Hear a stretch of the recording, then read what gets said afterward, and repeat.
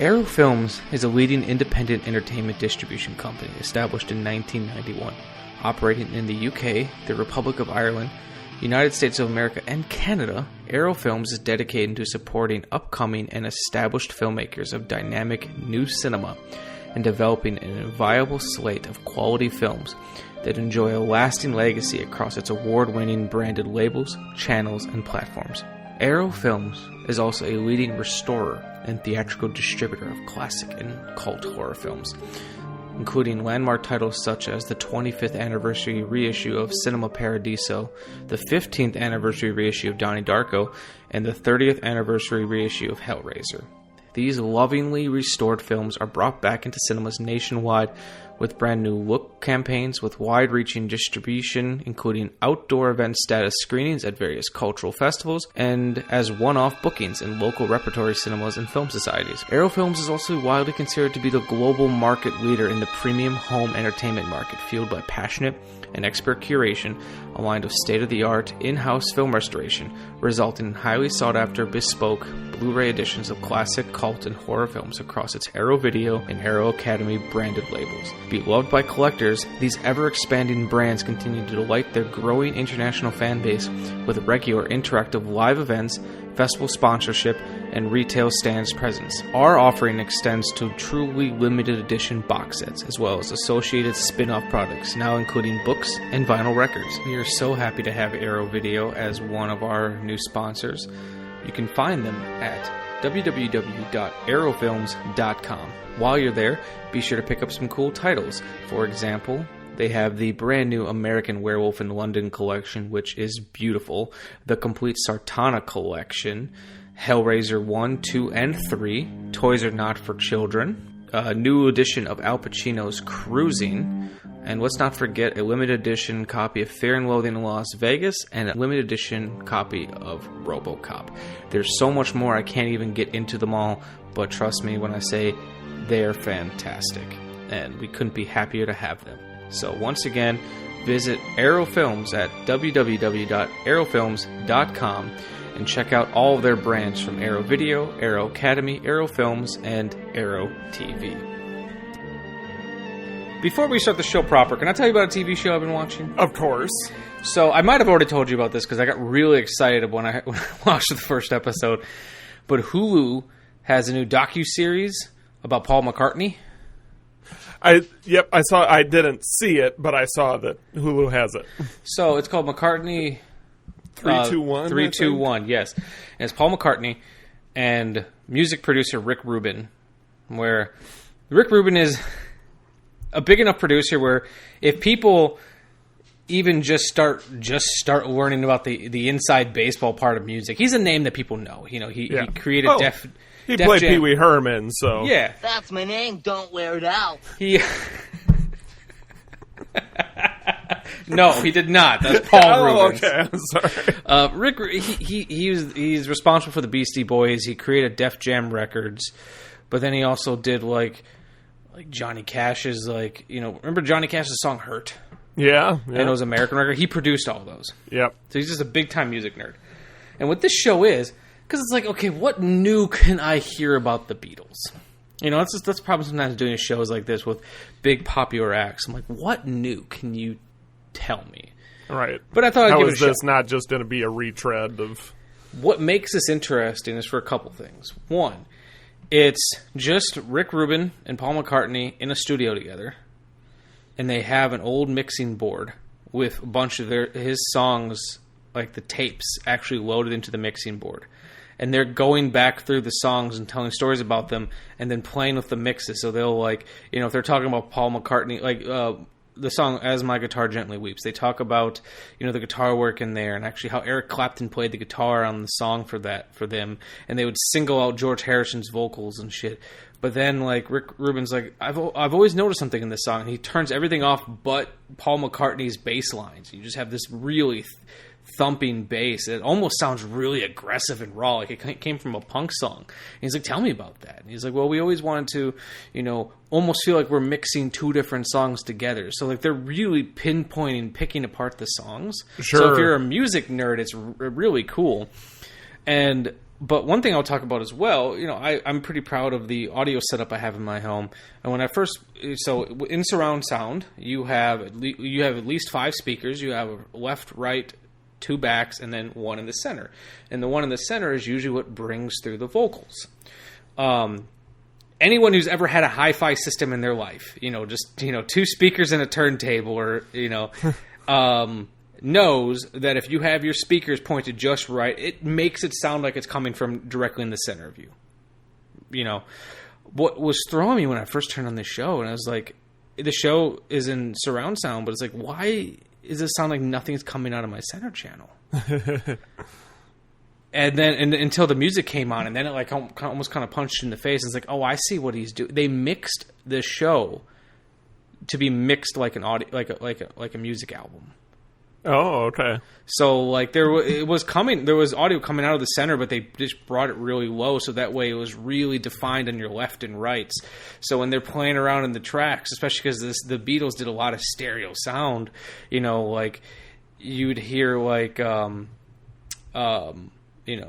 when they turn down all the music but his bass riff, that's just coming out the right speaker. I'm like, oh, that's kind of cool. Okay. And then if they bring up the vocals, they start coming out the left, and it's just like, oh, I see why they did what they did. So, as a music nerd and just an audiophile, this has been a great treat for me. Oh, nice. Yeah. Awesome. So, anyone I know who likes music, I've been like, you should watch this. But if you're going to watch it with the nicest pair of headphones you've got, because watching this with TV speakers, while it'd still be a good show, I feel like you'd lose something. Right.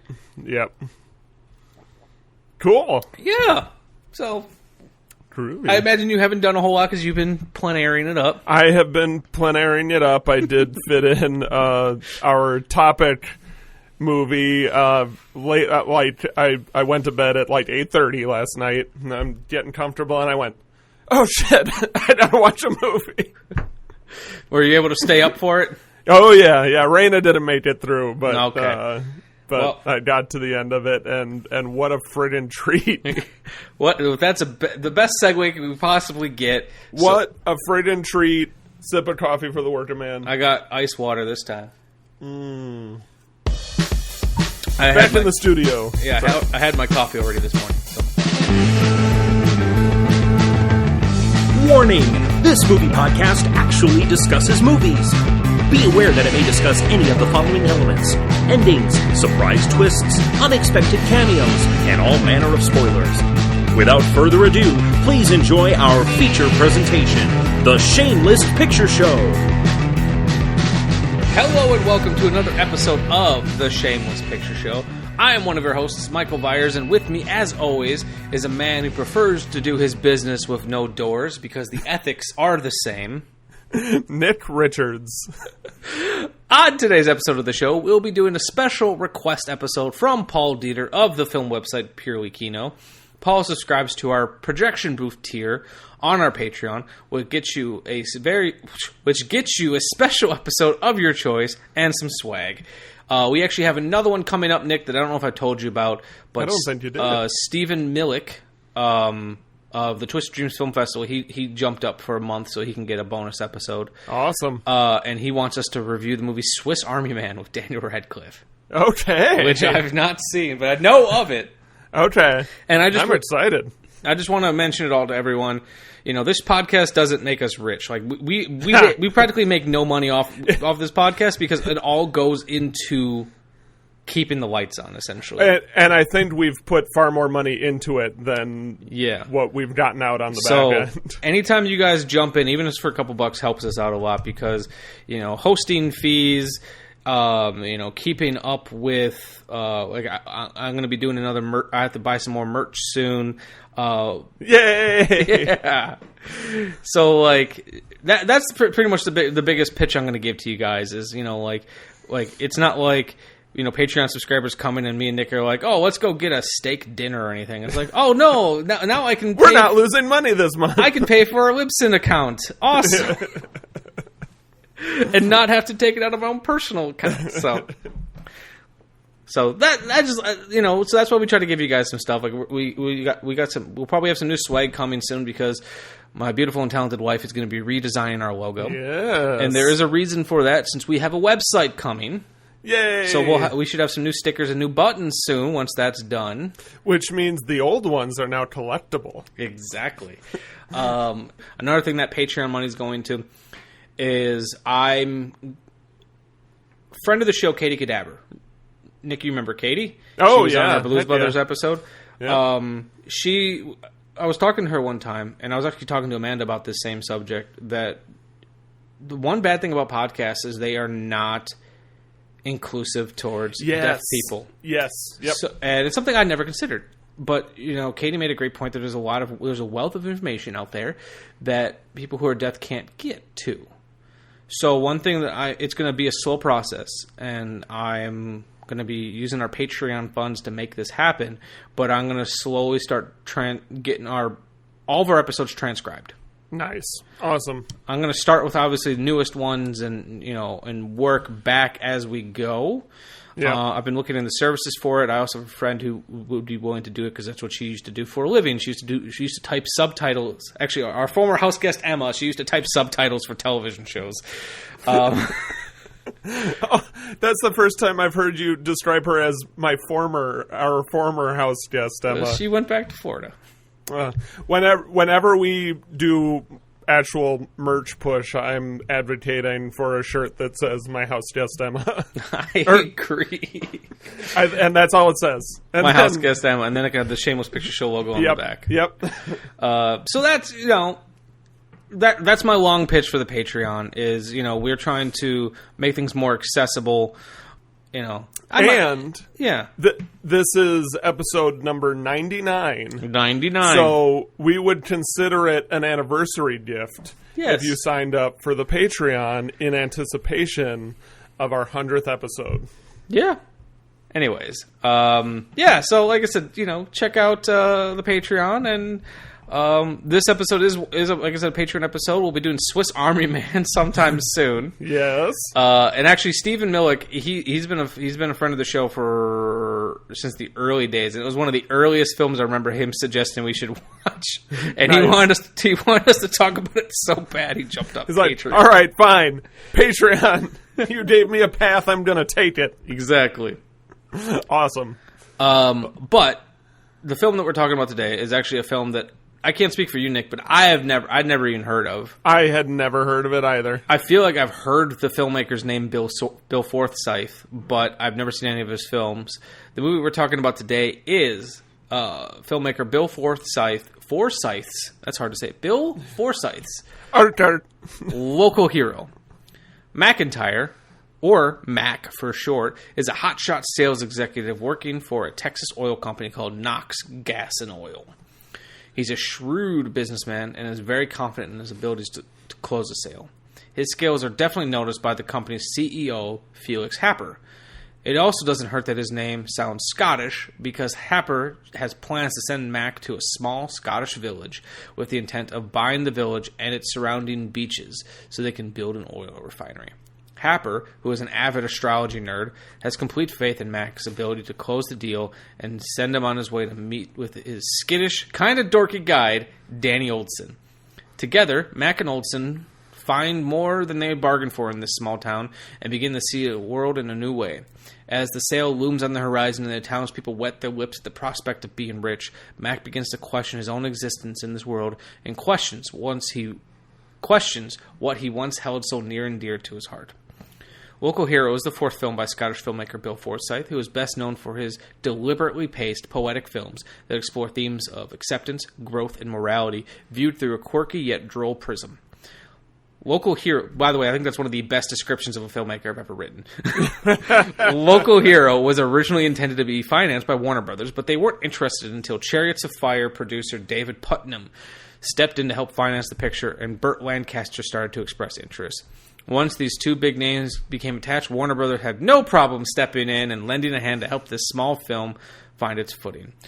All wasn't for naught, however, as Local Hero would go on to win the prize for Best Directing at the 1984 BAFTA Awards. Written and directed by Bill Forsyth, the film features stunning color cinematography by future Academy Award winner Chris Mangus. Currently, he had the award, but when he made the film, he hadn't won the Academy Award. And a very atmospheric score by Dire Straits founder Mark Knopfler. The film stars Peter Riegert, Dennis Lawson, Fulton McKay, Jennifer Black, and a baby Peter Capaldi, and Burt Lancaster as Felix Happer. From 1983, this is Local Hero. There is a place where the northern lights transform the sky. Anything out of the ordinary, you telephone me, night or day. Modern mermaids spring from the sea. What's the most amazing thing you ever found? Impossible to say. See, there's something amazing every 2 or 3 weeks. The land breathes with an ancient mystery. Where are we? And all who witness its wonders come to believe in its magic. What about the sky? Sky, sir, is amazing. I wish you could see it. I wish I could describe it to you just like I'm seeing it. This is the new film from the producer of Chariots of Fire, Local Hero. Survey teams have found just about the only suitable bay on the entire coast. I think we should get a negotiator on the side right away. We're here on kind of a mission. Same here. I don't want to be coy with you, Gordon. We want to buy the whole place. We want to buy everything from the cliffs to the north, through to the bay on the far side. That's all. Oh, boy. Are we going to be rich? Peter Riegert, Burt Lancaster. Take the chopper, go to Aberdeen, get on over to Houston. I want to stay here. Run the hotel. Do little bits of business. You can go to Houston. Take the Porsche, the house, the job. It's a good life there, Gordon. Local Hero. The story of an ordinary man who cared enough to do something extraordinary. Local Hero.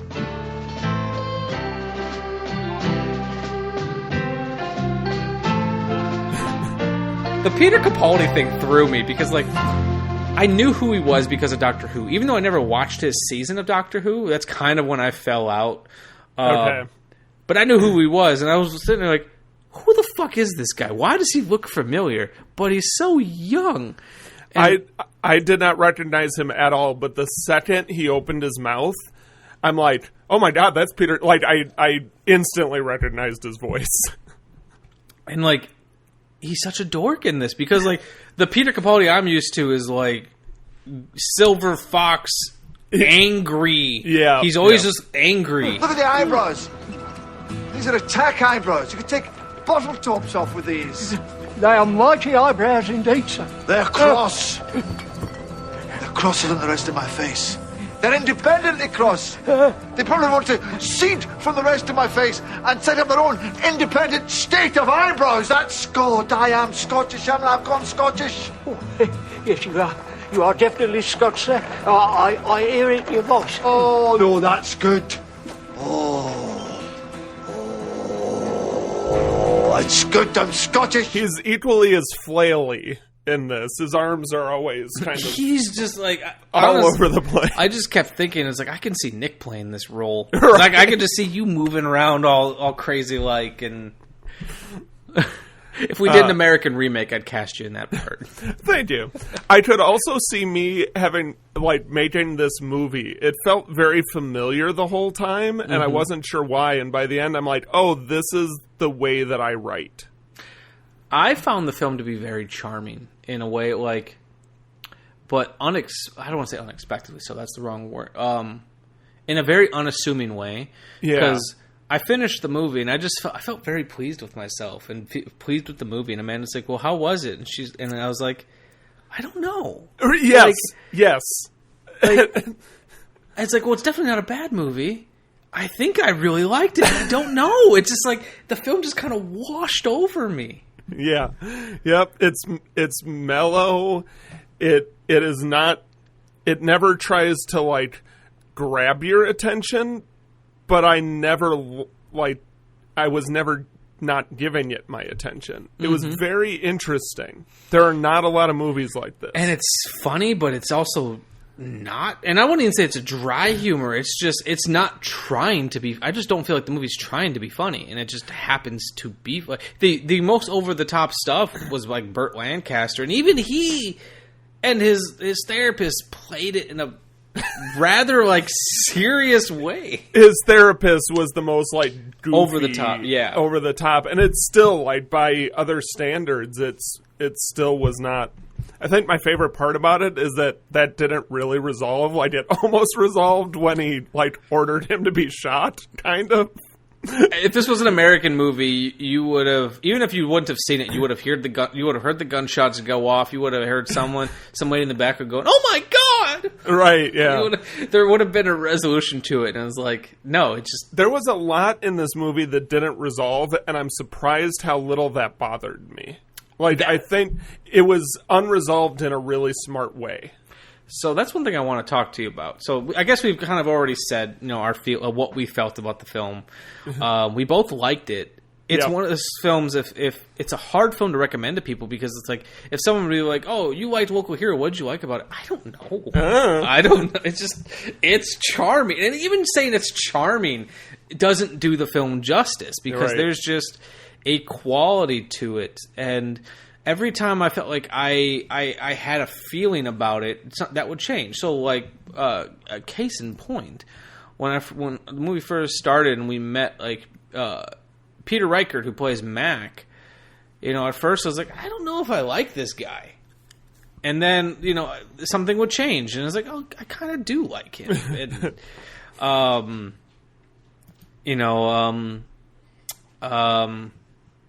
every time I was like, well, I have a feeling I know where this film is going to go, and it didn't go that way. And I think that's one of the... upon my initial watch, what intrigued me most about this film is, given the setup, you would assume that this story is going to be big American oil company tries to buy up small Scottish town. The town fights against it, but he falls in love with the town and decides to fight against the company that he works for to save said small town. And that is not what happens at all. No, that'd be the George Bailey version of this film. Right. Like, he comes in and they're like, "Oh my God, guys, this is our ticket out of here. We are all going to be millionaires." The way they showed that too, because like when they first get to the hotel, and the hotel guy is fucking with him and making fun of him, and then when you find the review of him being like the lawyer they have to talk to, and then once they leave, and because the way he's talking, he's like, "Oh, we'll figure it out. I'll talk to everyone. I want to be the one to talk to them." It's very much like, oh, the town's going to be hesitant. Yep. And then he leaves and he starts dancing. It's like, wait, is this a good thing? And then there's the church scene where he's talking to all the other residents, and every single resident is like, "Fuck yes, let's." When are we going to get our money? Yep. Oh my God! And then when they're strange. Like, "The American guy's coming," and like, "Everyone, be quiet. We don't want to know we're meeting." Be cool. Because it's like when you're buying a house, like, don't let them know how much you like this house. Right. Yep. Yep. Oh my God!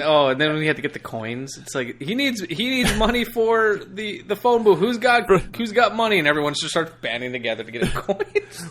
Which of course, with Peter Capaldi being in it, I'm immediately going, "That's the TARDIS, right? It's got to be the TARDIS." Wrong color, but we all know. Well, there was that moment where the old guy that paints everything in the town was going to repaint it, and they asked him, should it be a different color? And he's like, "No, I guess red's fine." I was like, "No, blue. Go blue." Exactly. But no, it's like this. Like I said earlier, the film just kind of washed over me, and that's the best way to describe it. Like the waves of the sea crashing on a small stretch of Scottish beach. Yeah. And like I said, every time I feel like I had the movie pegged, something would just alter and change, and everything from like the cinematography, like the way that they shot the sky in this movie, right? It's just fucking gorgeous. And the beach shots of like Mac and Oldman early on, the way that they would walk down the beach in silhouette from a distance is, even though you're intimately involved in their conversation, you're hearing the conversation as if you're right next to them, but it's showcasing this this beach that they're trying to turn into an oil refinery. Yeah, and it's just like it just lives in this world of slightly heightened reality. Yeah, and it's not much. Like if reality's here, if this is the bar, you know, this movie just takes place just right up here, where it's just it almost feels like a fairy tale. That was where I was going to go with it. I didn't peg this on watching it, but I was reading reviews of the film that oftentimes described it as a fairy tale, and that feels really right. Mm-hmm. Especially since there is a mermaid in this film. Yeah, there is. You know, we're using a very slight definition of the term mermaid, but it counts. It is a maiden who loves the water with webbed feet. Yeah, well, and there are some... she's always in the water. They describe how she can hold her breath underwater for an incredibly long amount of time. She's got a magnificent pair of lungs. Oh, yes. A great asset. 5 degrees in oceanography and a very talented programmer. I'll get rid of her when she surfaces. She's not in on this Furness thing yet. There, when she's joking with Oldman... Oldson. They're... I don't remember how she worded it, but she was talking about traveling from the Caribbean to Scotland, and he said, well, I don't think I could swim that far, as kind of a joke, but then there's this, like, implication by the writers that maybe she did swim I didn't that even distance. Put that together. There's a lot of little... when they see the seals, and... Peter Capaldi says, you know, fishermen used to think that those were mermaids. And her answer is, they're wrong. Which could, like, on the surface, it's just like, yeah, obviously those aren't mermaids. But then there's the way, the words that she chooses could imply that, well, yeah, they're wrong because I know what a mermaid is because I am one. Oh, that's interesting. I never put that together. There's very subtle. A lot of very small breadcrumbs in there that enough to tease you and play with it. I think it's intentional, though I don't necessarily think that it's literal. Yeah, and I feel like this is a movie that, upon rewatch, is just going to kind of open itself up more. Yes, it's a movie that, you know, you have your first experience with it. And I think every time you view it, you're just going to notice little things because it does take its time. It's a very deliberately paced film. It's not like... So we just recently rewatched Scott Pilgrim vs. the World. And that's a movie that if you're not paying attention, there's so many visual gags and things happening in such a fast pace that if you blink, you can miss something. So that's a movie that upon rewatch, you notice more and more things. This is a film that... It's almost like reading a book where you can take your time with it, and it wants you to. And it's the more you see it, there's going to be these little nuances that you're going to pick up. That, especially if you know where it goes. And I think that's one of the benefits to rewatching a movie. I know a lot of people who don't like to rewatch things, and I get that. You know, you always want to see something new, but like knowing where a film goes. It can be so beneficial upon rewatch because then you're seeing everything from a point of view of knowledge. Yeah. And you have a little bit, you know, because the first time you watch a film, you are going along with it. You're discovering every moment. Yes, but you know, it's like, but the second time you watch it, it's like hiking on a trail that you're familiar with. You become so familiar with it that when something different is there that you didn't see before, you're like, oh, how have I not noticed this beautiful sunrise? Yeah, because you're looking at everything else the first time.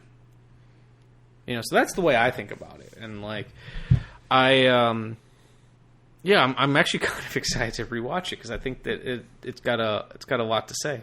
Back when I said it's the kind of movie that I would write, or the kind of script that I would write, it's things like how there's a baby in the movie that is never explained whose baby it is. And that's I think the moment in the film that best for me summarizes the kind of humor that this movie has is when they're all standing around and Mac is like, oh, whose baby? And there's like 10 guys, lobstermen, and they're all standing around and they just start awkwardly looking at each other. and then the scene cuts away. Like that, they spend a moment really drinking in everybody's reaction, but there are zero answers, and then that's it. And we keep seeing that baby, and somebody different is pushing it. They're just pulling the stroller down the beach to, as the town moves, or the rabbit. So this rabbit gets hit by a car early on, and they bring it with them, and he names it after his ex-girlfriend, and he's like caring for it because it broke its leg when he hit it. And then all of a sudden, the lawyer/hotel owner serves it to them. Yeah. But and Mac is upset by it. Mm-hmm. But the hotel owner is completely unapologetic about it. Yeah, and he's like, well, there's a firm no animal policy in the hotel. I guess I should have told you about that. And then they never mention it again. It's so random and strange, and I want to rewatch it to dive into what the filmmaker was thinking with that inclusion. It's included for a reason. Yeah, the filmmaker had intention behind that inclusion, and I don't understand what that inclusion is, but I want to. And I just think it's so well written. So there's that scene when they first hit the rabbit. And Olsen says, "Why don't we kill it? Hit it with something hard." And Max says, "Well, you've already done that with a 2-ton automobile." Or there's a scene later on where Max buying shampoo, and the woman who owns the shop says, "Do you want it dry, normal, or greasy?" And Max goes, "Normal, extra normal." And it's just got this really interesting writing style to it. Yes. Absolutely. And like I said, these are all jokes that with a different director and different actors could be, really played up for chuckles, or, even if just a different actor playing Mac, they could be trying to hit them more as jokes, but he's just saying so many of these things conversationally. Yes. That just makes it's part of the magic of the humor. Yeah, it's just no, this is just how people talk. It's very unassuming. Yeah. So, one thing I wanted to talk about is, one, I'm glad that you liked the film. Yeah. And I love that you said it reminds you of something you would make, because I could kind of see that. But one thing I was a little worried about is, so this is definitely a film that wears its style on its sleeve, and it's not overt. It's not like a Michael Bay or Nicholas Winding Refn film where it's trying to be overly stylistic, but it definitely puts style and character before story. Yeah. I don't feel like, and actually I know this for a fact, I don't feel like the film and the filmmaker care about story at all. I would disagree. Okay. I just think that they're much more light-handed with the story. Mm-hmm. I think most scripts, especially American scripts, are much more heavy-handed with their presentation of the story. Mm-hmm. And this one, it's there, but you have to dig for it. Yeah, and actually, the reason I say I know for a fact is because I listened to an interview with the director, and where he says, I'll tell you what he says, but then I'll explain what I think he means. Forsyth says he isn't interested in story. He's more interested in characters and filmic language and capturing chunks of existence. Because he said, he's like, I love characters, but if I wanted to tell characters, I would write plays. But he's like, okay. There's an element to filmmaking that you can't capture in a play. But then he goes on to say that, so this interview was conducted somewhat recently because it was on the Criterion edition of Local Hero. Nice. Yeah. Which you got Paul, the TARDIS right there. Yeah, which Paul gifted to me. Oh, nice. But then he says, he's like, I haven't watched TV in 15 years. He's like, and I haven't been to a cinema in 2 decades. Because he said, I just got sick of films. I'm misquoting him. I'll probably add a quote from him in here, audio-wise, where he says, "I'm just got sick of being berated with this overabundance of storytelling." So I think what you said is correct, where it's not necessarily that he doesn't care about story. I think it's more so he doesn't care about plot. Sure. He doesn't need all these little plot points and things happening, and his story is rather simple. Mac needs to go on this adventure. He goes on a different adventure and finds himself in the process. Yeah. That's it. No, I think it's the reason to write a book, write direct a play, make a movie, write songs, all of this it's all storytelling. Yeah. Like if you're saying that you're not interested in storytelling and you're making a movie, then there's a disconnect there. Mm-hmm. I think, like you pointed out, it's more accurate to say that he's not interested in plot. And because the story is interesting. Yeah. There's a lot going on with the story. And a big part of that. Oh, sorry. Continue. But the plot points aren't these hard hit and then this happens. I was struggling, not struggling, but I was wondering the whole time who, if anyone, the protagonist is.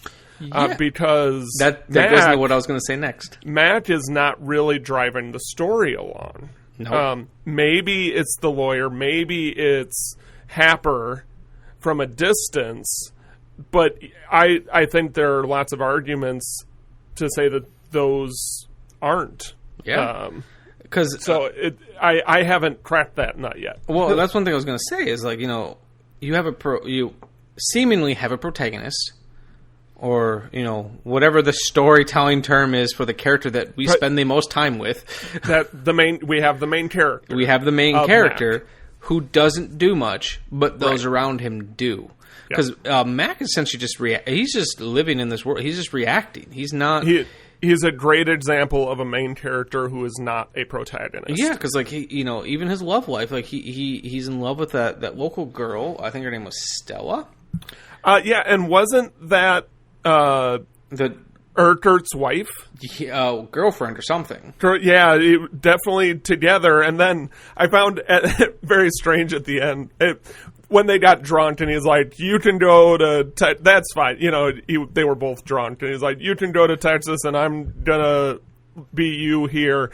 And he's like, "Well, what about Stella?" He's like, "That's the thing. I want you to leave her here with me too. Is that cool?" And he's like, "Yeah, sure." And it's just drunk talk, so whatever. I want to stay here, run the hotel, do little bits of business. You can go to Houston, take the Porsche, the house, the job. It's a good life there, Gordon. I pull down $80,000 a year. Plus, I have over $50,000 in mixed securities. I want you to have it all.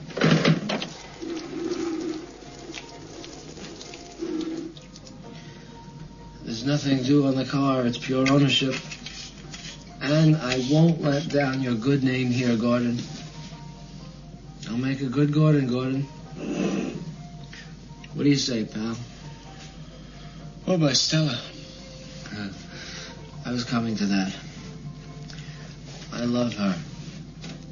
Very, very much. She's wonderful. She's the most beautiful woman I've ever loved. And I think she knows it. I want you to leave Stella here with me, Gordon. Would you do that? Would you leave Stella here with me? Sure, man.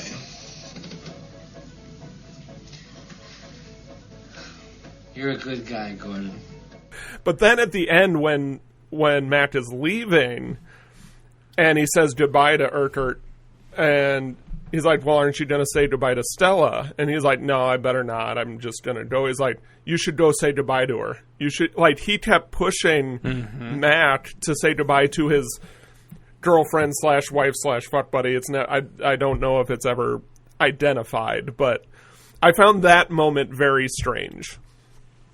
So that's what I find so interesting about this movie is you have situations like that, but then you have Olsen who does find love. You know, I feel like all the characters around him are doing these kind of interesting things. He's sucking on mermaid toe. Yeah, sucking on mermaid toe. I'm just looking at my notes real quick. And I think that's the strength of this film is you have such strong, interesting characters, and it's like you ever hear like rules of filmmaking or writing or whatever that you both agree with and disagree with at the same time? Yeah. Well, there's the know the rules so you know when to break them. Yeah. So like one of the biggest rules that you hear when it comes to screenwriting is if it doesn't move the plot forward, don't put it in your script. And, you know, people would always, like, you know, if there's don't have them talk about something that doesn't move the plot forward. Don't have a scene that doesn't move the plot forward. And, you know, because my thought was, like, I can see that. But then also, there's also part of me like, what, this does more than that. It builds character. Yeah. You know, people in film schools, whenever someone would say, like, you don't have a scene that doesn't move the plot forward, people would always mention Tarantino. And, you know, the fact that he just has two characters talking about cheeseburgers in the beginning of the film. It's like, what about that? He's like, well, that's different. Well, why is it different? They can never say why it's different other than the fact that it was just done well. That's a part of understanding the rules so that you know how and when to break them. This film if you can't identify why that's different, then you don't understand the rule fully. Mm-hmm. This film does a great job at it because if you removed all those little idiosyncrasies that, you know, make up the film, you'd have no movie. Right. There would be nothing left. There would be nothing left. Well, and I would challenge the rule of don't include it if it doesn't move the plot along. I think I think that's too narrow. I would say don't include it if it's not interesting. Yes, and that's the biggest question is how do you know if it's interesting? Sometimes you don't. You just kind of have to, you know. But like I just keep thinking of what the director said in that interview where he's like he's interested in capturing chunks of existence. You know, essentially characters sitting around talking to each other and figuring out what's life? What are we doing here?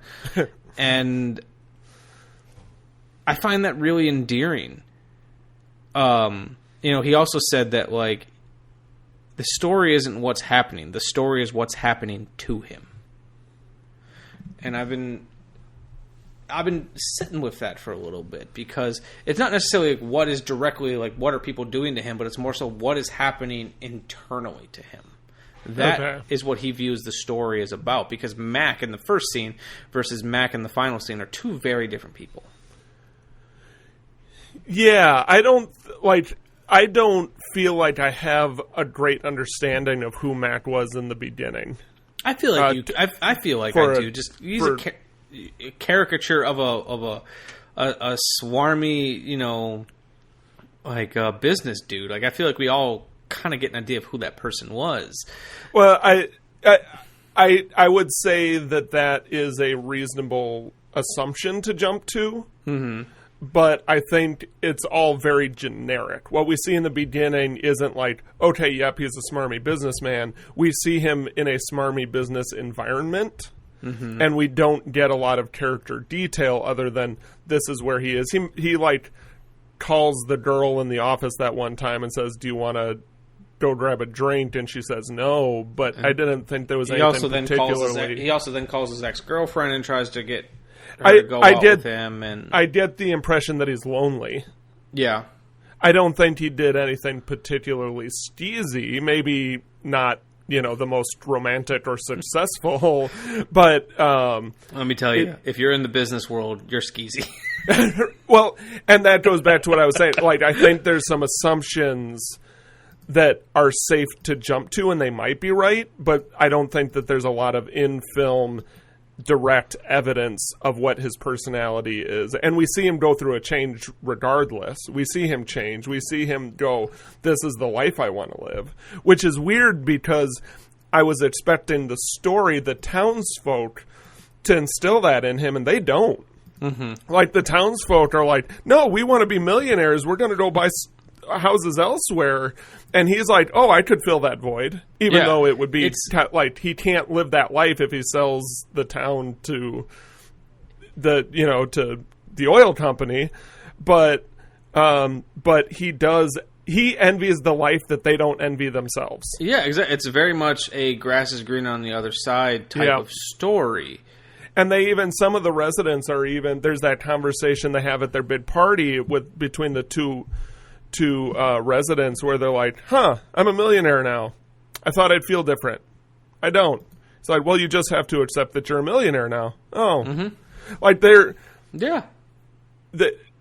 It's such a bizarre and interesting, yet still super subtle exploration of that grass is greener. Everybody wants something that they don't have, but even when they get it, like, to what end? Then you're just the same person in a different situation looking at a different greener pasture. Yeah, it's almost kind of like, it feels like it's trying to say that, money doesn't make you happy because money wasn't necessarily making Mac fulfilled. It's, these people in this small little town, they literally just got money and they're like, well, fuck, now what? That was our whole goal. That was like, this is what we were living for. Now we have it. Now what do we do? And then you get, and like, you see, let me look up the character's name real quick.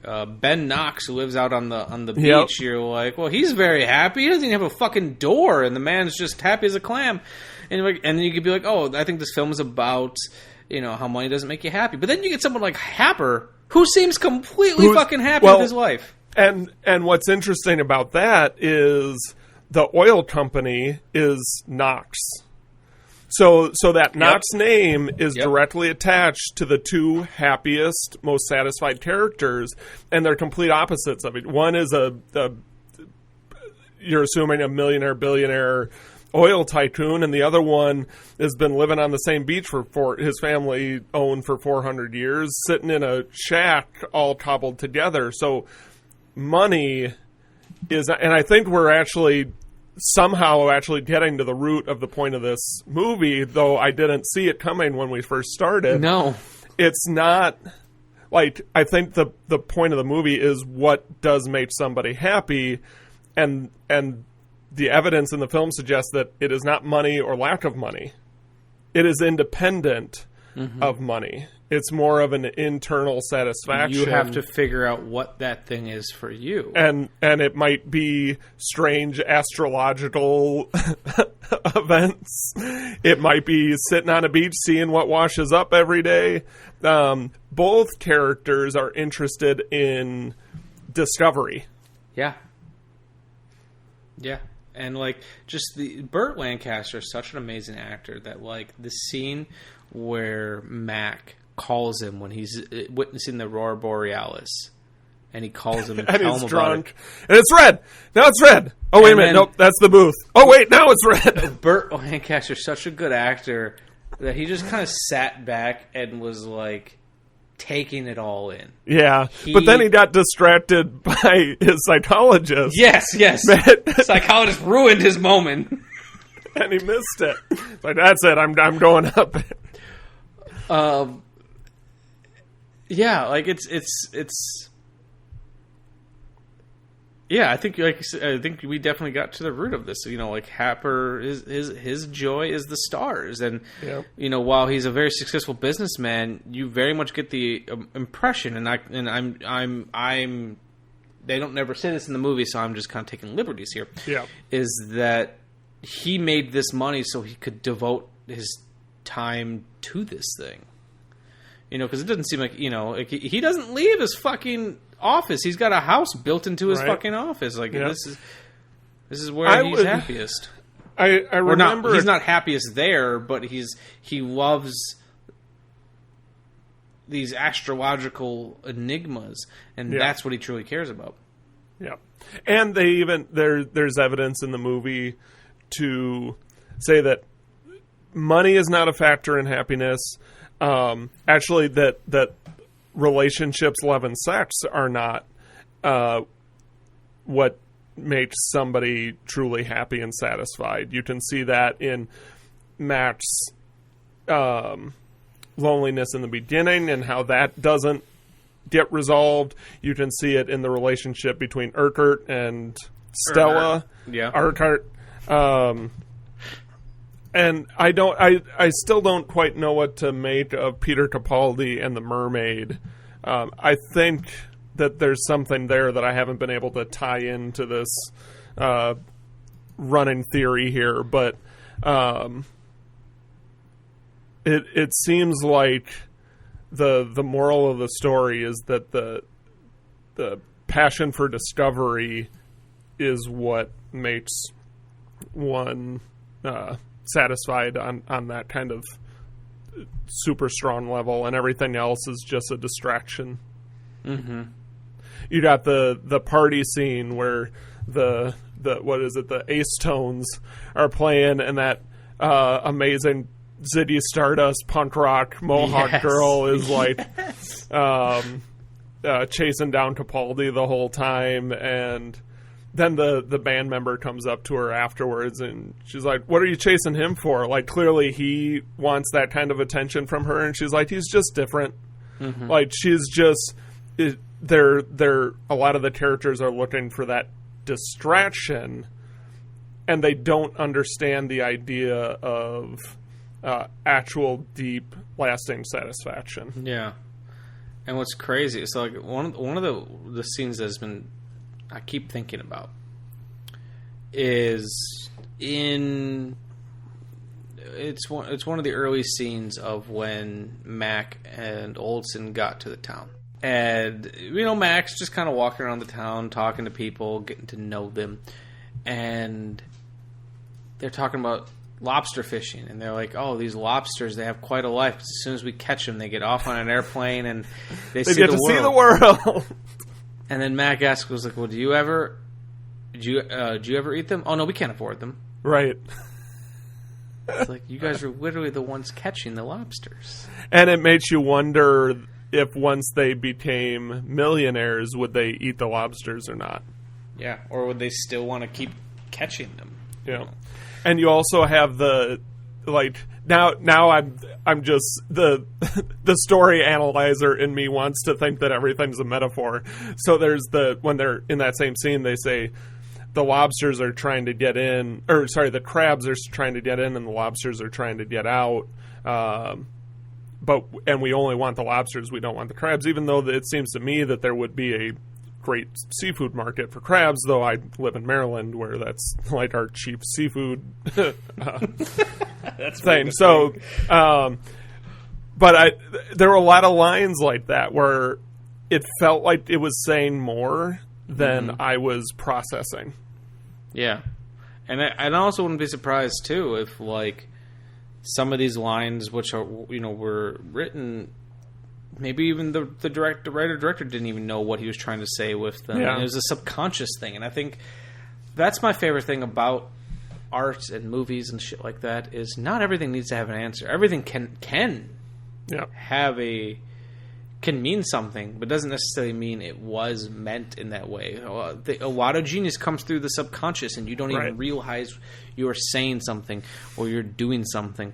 And I remember a friend of mine, Kate, she actually married me and Amanda. She was a theology student, and I remember her reading one of the horror films I wrote, and she's like, so what do you think the film's about? And I told her, she's like, do you want me to tell you what it's really about? What I think you were subconsciously writing the film about? I'm like, oh, please do. So I'm going to tie this into plein air because it's where my brain is right now. Our judge this year was Daniel Weiss, who's the president. Daniel Weiss! Wait, because this is borderline name dropping here. Okay. He's the president of the Met. Oh, shit, I know that. The museum in New York. It's kind of a big deal. Okay, yeah. I go back to my Daniel Weiss. yeah. See, and something he said. So every year he reads the awards, and then a couple days later he goes back and explains why he chose the paintings that he did as the winners to kind of justify his choices. And one of the things that he said at the beginning of it, he said, like, here's the 4 criteria that I used to kind of rank all of these on. And then he explained that, and he goes, one thing that I did not take into consideration at all is artist's intention.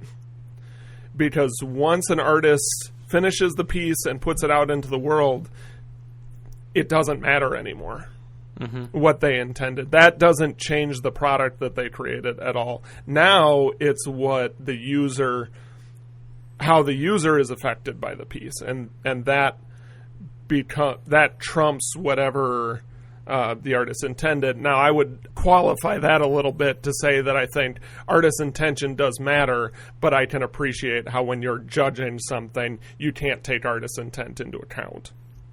But I think that statement speaks to kind of what we were talking about, in that whether an artist intended a line to have meaning or not is not the end-all be-all of whether or not that line has meaning. Because it's like, you've had filmmakers all throughout history. Like, two of the ones that come to mind right now are like David Lynch and John Ford, where more words have been written trying to analyze their films than probably a lot of people. But like, that's a damn fine cup of coffee. When you ask them about it, they don't talk about it. They don't care. Like David Lynch will specifically, not talk about his intention or his meaning behind something, because he wants you to discover it, and it's probably a combination of things. It's like, well, who cares if something's not intended? If that's what you're reading into it, then just go with that. Yeah. And then John Ford, who was very much a Hemingway type of guy, who was just very manly man, and he made these really nostalgic pieces. And when asked, I'm like, did you intend for the Monument Valley to stand in as a character and mean this? And he goes, what does it matter? Right. That's just what they were like. And it's like, there's some filmmakers who try, whether they intended or not, they try to have an answer, an explanation for everything. And I think, I'm definitely a big fan of context and knowing why something exists in this world. Let the work speak for itself. Yeah. Unless it was like, completely wrong choice, then be like, what the fuck were you going for here? I'm listening to a podcast right now from Turner Classic Movies. And they've only had 2 seasons of it, and they do a deep dive on a specific topic or film or something. And right now they're talking about Brian De Palma's adaptation of Bonfire of the Vanities, which was considered a huge flop. And in the film, it's about these 2 yuppie rich people who accidentally hit and run over a black kid, and he dies. It's about like the ensuing court case and everything after that. And like, one of the things that like they do is like when they drive, and the characters drive to the Bronx in that movie, they make it seem like almost like a post-apocalyptic wasteland, because but that's not really what the Bronx was like, and people like who lived there were like taking offense to it. And Brian De Palma's thought was like, well, I wanted the film to portray it the way the characters see it. And I was like, okay, I can get that. But without context, it just seems like you're an asshole. But even with context, it's like, right. So it's a little bit of a diatribe. I that's what I thought of as, sometimes knowing helps and sometimes it doesn't. Yeah, right. And sometimes knowing, like, okay, I can see that, but it's still wrong. Right. Yeah. Well, you can disagree with an artist's representation. Mm-hmm.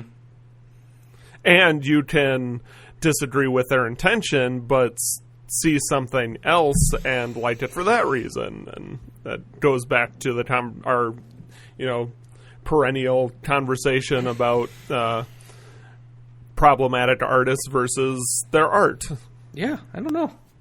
I liked it. I liked this movie, Nick. I did. It was stimulating in how unassuming it was. Like it I think there's a lot going on under the surface, and the investigation of that, the discovery of that, is something that I really enjoy about consuming art. So this one, so it surprised me that if I judged the movie based on the first 10 minutes, I would not have thought it would have been as creatively stimulating as it ended up being. No, exactly. Because when the movie began, I'm like, we'll see where this goes. Yep. So yeah, thanks, Paul. This is your second Patreon episode, and was the other one the Blue? Betty Blue. Betty Blue. That was another really. He good chooses some really interesting films. Some thinkers. Yeah, I like it. Same. I imagine we're gonna have the same deep conversation when we talk about Swiss Army Man. And I'm sure one of our faithful Patreon backers, Flounder, will have another movie for us shortly. Excellent. Can't wait. Do we have a little bit of time still, Nick? Of course. Cool, because I have I have two things that I could talk about that I reviewed this week. If you want to hear me talk at you for a little bit, talk at me, baby. Oh, right. So, would you rather a documentary or a Western first? Western. Okay. So, over on Facebook Live, I've been doing a segment that I've been doing since the beginning of the show, but I finally gave it a name. It's called The Discs Made Me Do It. And every time we do this show, I try to figure out what the discs made me do, because I don't know. And I even have a theme song for it. Did I tell you about that, Nick? No. So there is a local band called The Exposed Foreheads, but they did a song called Rewind Your Behind that I've been using as our theme song. You've got to rewind. You're behind. Be kind, don't mind. About the time. The past is now. And now it's fine. You've got to rewind. You're behind. Weird science. That's a local band called The Exposed Foreheads. I love it. And funny enough, so I saw them play. In Milwaukee, we do an event in Bayview called Chill on the Hill, where it's you chill on the hill, and you listen to two live bands play every Tuesday. It's pretty dope. A couple years ago, they had the Exposed Foreheads playing, and they're in these crazy space-like jumpsuits, and they have women dressed in go-go alien outfits, dancing and doing backup singing. It's a lot of fun. And the singer for the band hosts a event every year called New Wave Fest, where it's just a bunch of new wave bands playing. It's pretty great. When I was at the Milwaukee Short Film Festival last week doing an event with him, I was just chatting with people afterwards, and I saw a guy. He's like, he looks vaguely familiar, and then I heard him talk, and it turns out it's the singer for this band, because he kind of talks like the way he sings. And I walked up to him after he's done talking, because you always want to be you don't want to just jump in. Hey! And I was like, I have a very weird question for you. And he's like, yes, what's that? and he's got blue glasses on. And I was like, are you the singer for a band? And he goes, I am. Do you remember the name of that band? And, and at that moment, I'm like, I totally do. And then I it up on my phone. I was like, I can't remember at the moment, but I remember where I saw you play, and I own 2 of your records. And then I told him, and he eventually told me the name, and I was like, I remember it had an X in it. It was but I kept thinking of this local band from the 90s called Those X Cleavers. He's like, it's funny you should mention that. The name is in reference to them because their guitarist is one of our guitarists. I'm like, what the fuck? What are the odds of this? So I also love in this retelling of the story your voice for him. It's and from the sound of it, it's how he talks. Yes, it is. That's a Mr. Movie Phone says. I'm accentuating it a little bit, but yes, that was such a fun moment for me. I'm like, holy fuck. Who would have thought? But anyways, that was a long introduction for this show. But I'm going to be talking about 2 movies. Nick chose a Western first. So from our good friends over at Arrow Video, I have Django. A century ago on the low hills along the border between the southern states and turbulent Mexico, a mystery man appeared. A man with a sad, impenetrable face. It's been a long Django, have you never loved again? Love will live on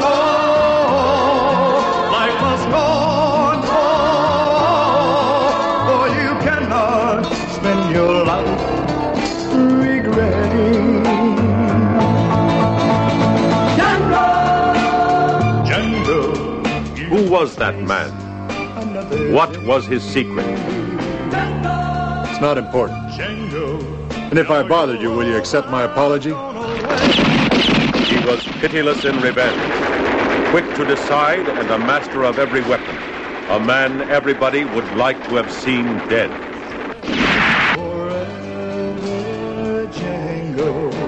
Yeah, and his name is Django.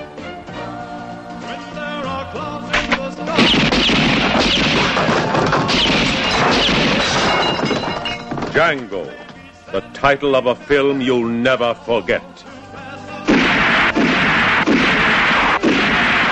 Django.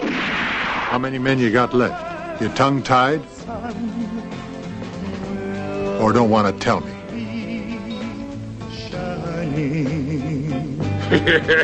Too bad, Maria.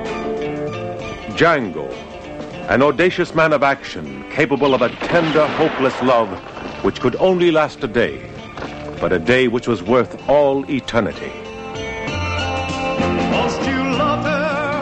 I'm glad I made you feel like a real woman. Very glad. I mean Django. Django, a new, ruthless, violent film. Featuring a great new star, Franco Nero. And a great supporting cast. Sun will be shining. Django, oh, Django, you must go on.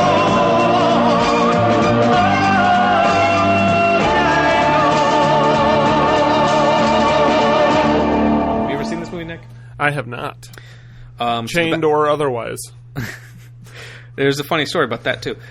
So the back of the box says, in this definitive spaghetti western, Franco Nero gives a career-defining performance as Django, a mysterious loner who arrives at a mud-drenched ghost town on the Mexico-U.S. border, ominously dragging a coffin behind him.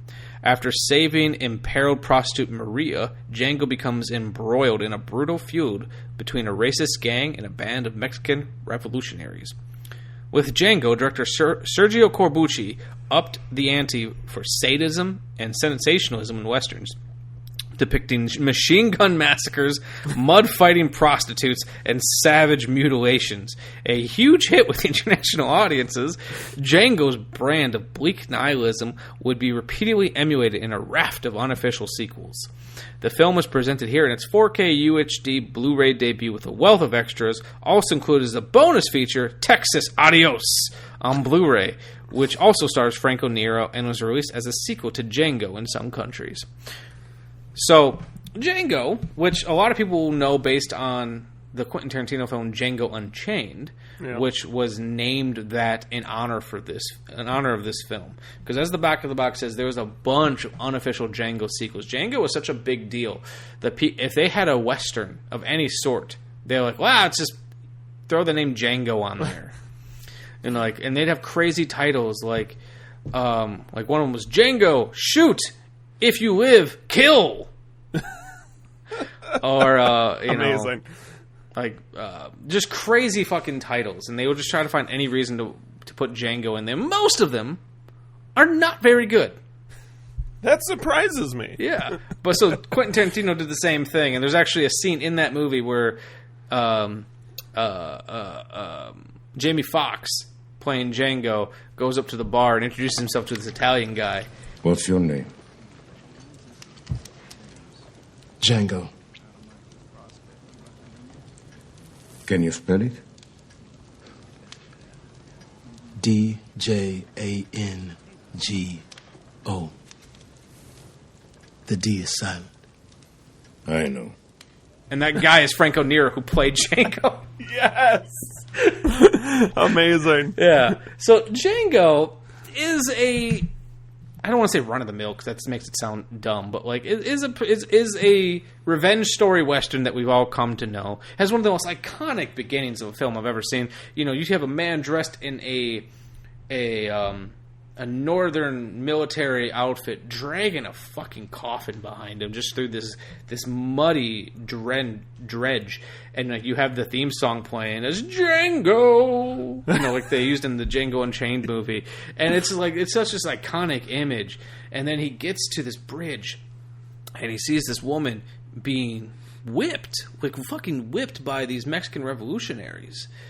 And they're like, oh, well, this will teach you to escape. And they're like giving her a hard time. And Django's just watching to see what's going to happen here. And then right as the guy goes to lift up his whip, all fucking 3 or 4 of them are shot. And you're like, oh shit, was it Django? Whip pan to the left. And it's actually these other guys who shot the Mexican revolutionaries. And they're kind of like this crazy version of the KKK where they wear red masks. And then they're getting involved in this woman's life and be like, well, why were you hanging out with those Mexicans? We don't like Mexicans. And then Django decides to get involved. And like he's almost got like this Clint Eastwood aspect to him where he says very little. And they're like, oh, these racist guys like, oh, you from the North? He's like, I fought for the North. And it's like, oh, there's tension between them. And then Django ends up shooting all of them. And, Django decides to go to this small town that's nearby, and he takes Maria with him. And as the story unfolds, you find out that he's actually got beef with these racists because they killed his wife. Okay. But like, what makes this film, I think, so good is it has these very memorable moments. So like I said, you never forget a man dragging a fucking wooden coffin. Right. That is such a strong image. And then, these racist guys, they're like, these Klansmen, they're like, well, we don't like you, and we're going to come back and fuck your shit up. And he's like, bring it. He's like, we have 40 men. He's like, bring it. And then you see Django dragging his coffin outside, and he takes cover behind like a broken down tree, and then these 40 fucking horses all show up, and it's like, how is Django going to get himself out of this? And they all start those dude boys have gotten themselves into trouble again. And then like they're all grabbing for their guns and everything. Django opens the coffin, and you see he's been holding a fucking minigun, like you can see on here, Nick. Yeah. In his fucking coffin, he just pulls it out and just blows them all away. And it's like, you never forget that. Or later on in the film, he pisses off the Mexican revolutionaries because he tries stealing from them, and they're like, we're not going to kill you, Django, because we know you, we like you, but we're gonna show you how we handle thieves in our country.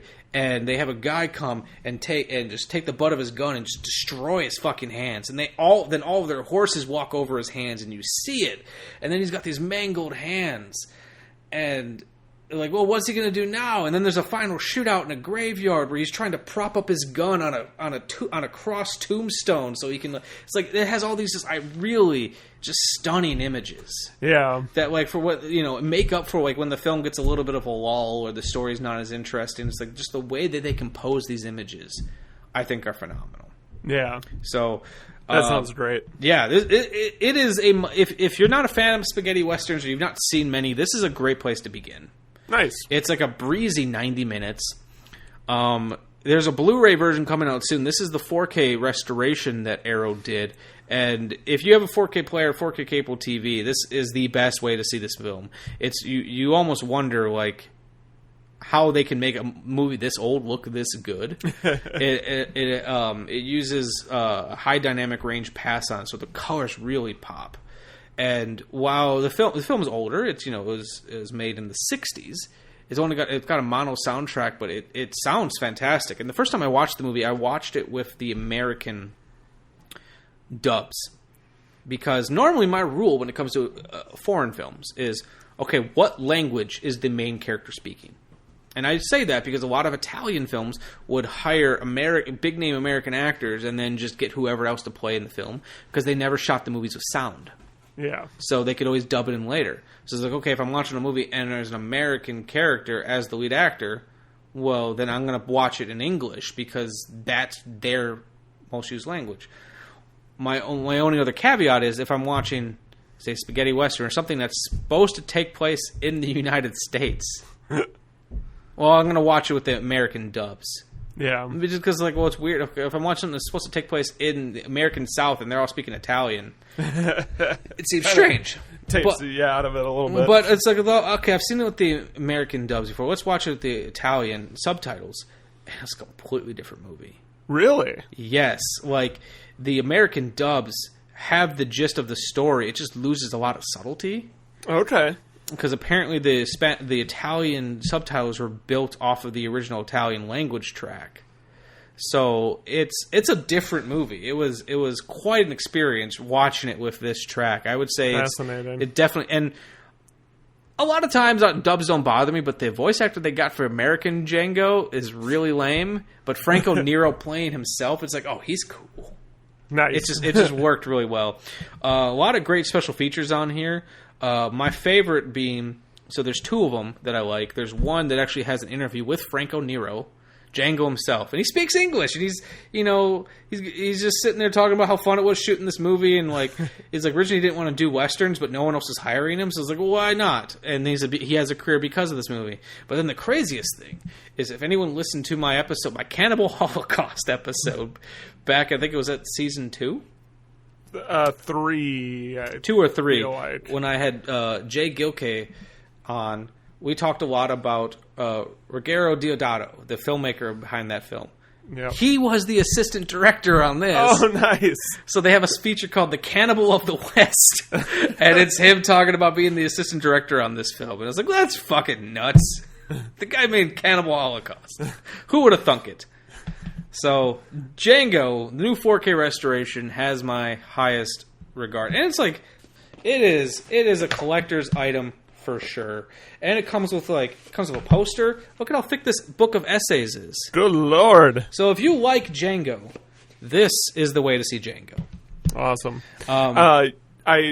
Something you said in there reminded me of one more thing that I wanted to bring up about Local Heroes. So we can cut this out. We can leave it right where it is. We can try and edit it back into the talk about thing, editing whatever. it out, and we just won't. And then we won't. But a little tidbit that I read this morning about Local Hero that was interesting. You mentioned that the soundtrack was written by the guy from lead Dire singer of Straits. Dire Straits. Apparently, the soundtrack sales on Local Hero made more money than the film sales did. What?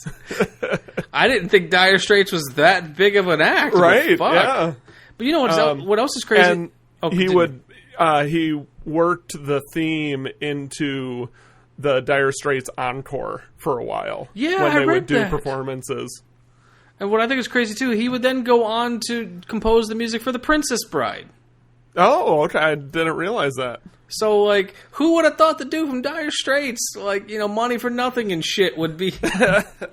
like, 'cause the music was definitely one of the standouts for me in this film. Yeah. Like, most of the movie was a standout. But, like, I think of the music, like, when he was, like, looking up at the stars. I'm like, oh, this is fucking gorgeous. Yeah. No, I completely So agree. there we go. Yeah. Tangent. We'll find a way to work that in. And then I have one other thing I could talk about real quick, Nick. Yeah, documentary. So, how familiar are you with a production company from the 80s called Cannon Films? I don't believe I'm familiar with them at all. You Doesn't actually sound familiar. are. Okay. Well, I'm saying that because why don't you answer that question for me? Well, they're pretty kind of a big name. I only say that because they put out a lot of big, like not big, but like kind of fun, crazy movies that we're all familiar with, like He-Man. Okay. They put out He-Man. They put out Bloodsport. They put out like almost all of Chuck Norris's films. They were a big name in like the VHS era. Okay. They did. So I know He-Man. Yeah, Delta Force. Over the Top. Have you ever seen Over the Top? I have. Other than He-Man, I have not seen any of the films that you just mentioned. All right, well, they also did like the Death Wish sequels, Cobra. Yeah. Yep. Breakin' 2, Electric Boogaloo, the Superman sequels. So they did a lot of. But I'm familiar with them. Yeah, that's if I haven't seen them. Yeah, I just want as long as they're kind loosely. They're kind of a name. That's the only reason I mention it. So I got a chance to review a copy of a movie called The Go-Go Boys. Ooh. The inside story of Canon Films. Okay. How did you become a filmmaker? Don't do anything else. Meet Israeli duo Menachem Golan and Yoram Globus. They have a dream of taking over Hollywood with their company Canon Films. And what kind of movies do they make? Some critics call them schlock films. But actually, they're just plain low-budget movies. It's a Canon movie. It's going to be awesome. Did you ever make a $30 million movie? Never. I don't know what to do with 30 millions. I can make 30 movies, maybe. We are going to do a movie, and we have to do it fast. Don't be mistaken. You've got to see The poster was more important than the movie. This is the Hollywood that most people know and love. The fancy cars. Golan and Globus will have nothing to do with this. They run their company like a factory, a no-frills operation where long hours and low pay are the norm. They were selling before and then making after, and it worked. Bring me Bloodsport. I'm gonna make you a movie star. Critics call them exploitation movies, pandering to the lowest cinematic taste. Canon was synonymous with awesome in the 80s. There was no other film label that did that. This is a film that Canon did started only 12 weeks ago. It isn't a volume business. It's a hits business. You have to make hits in order to survive. They took away Yoram from me. This was the last straw. They would not think that anything could go wrong. Go, go. It means go, go. You have to give yourself to the movie. Forget your other life. Dream about the movie. Steal the money, kill your aunt, take her money, make a movie. You can all get rich in this business. פעם אחת בחיים, תקרא תסריט. תקרא לי תסריט. תעשה קולנוע. In the back of the box reads, The Go-Go Boys, the inside story of Canon Films, is a documentary about two Israeli-born cousins, Menachem Golan and Yoram Globus, who in pursuit of the American dream turned the Hollywood power structure upside down, producing over 300 films and becoming the most powerful independent film company in the world. Wow. Directed by Sundance Grand Jury Prize nominee Hila Medelia, The Go-Go Boys is a close-up personal documentary that examines the complex relationship between two contradictory personalities whose combined forces fueled their success and eventual collapse, featuring interviews of Jean-Claude Van Damme, Michael Dudikoff, Eli Roth, Boaz Davidson, along with Menachem Golan and Yoram Globus themselves, as well as archive footage of Sylvester Stallone, Charles Bronson, and Chuck Norris in the definitive documentary about Canon Films. And I'm assuming Seth Green, because anytime there's a documentary where people are interviewed, Seth Green is in the mix somewhere. He is not. He is surprisingly not. So, like I said, the story is about these Israeli filmmakers who were making a little bit of a success for themselves in Israel. They actually won Menachem Golan. He made a film that won it's an award called David's Harp. It's actually the Israeli Academy Awards. It's their highest jury. And they're making these films, and they're like, well, fuck, we want to do more. And they made this movie called Lemon Popsicle that they took to the Cannes Film Festival, I believe, and I remember them saying they were heartbroken because they said, they got 15, 20, maybe 30 minutes in, and people were getting up and leaving. And they're like, oh no, why is everyone leaving our movie? And they said they didn't realize that people were getting up because they were leaving to bid on it. Oh, wow. So people were leaving to bid on it, and because they wanted to put it out, and they wanted to remake it into an American, and they ended up making a movie called The Last American Virgin. Okay. If you've heard of that film. No. And pretty much their career took off, and they started making these rather inexpensive, kind of little schlocky films. Some of them were a lot of fun. A lot of people look back on them with a lot of nostalgia because, people when they're going through the video store boxes and shit, their logo was on so many things. Okay. And they even talk about like how they got to a point where they're making, all these cheap little movies, and people like Roger Ebert were like, they're not filmmakers, they're business people. Because what they would do is they'd go to the Cannes Film Festival, and before this was commonplace, they would go there with posters and sell movies that didn't exist yet, and use that money then to go make them. Okay, and I know that logo. Yeah. And they just kind of have an interesting story. And then, like, when people were like, oh, they don't make real films, then they proved that they could, and they produced, like, 3 or 4 Academy Award-winning films in a row. Oh, jeez. But really what the story's about is their fall from grace, because what happened is the two cousins, one was very business-minded, the other was making movies. The cousin who was making movies struggled with budgets and was pretty much would just throw all of his money into the films.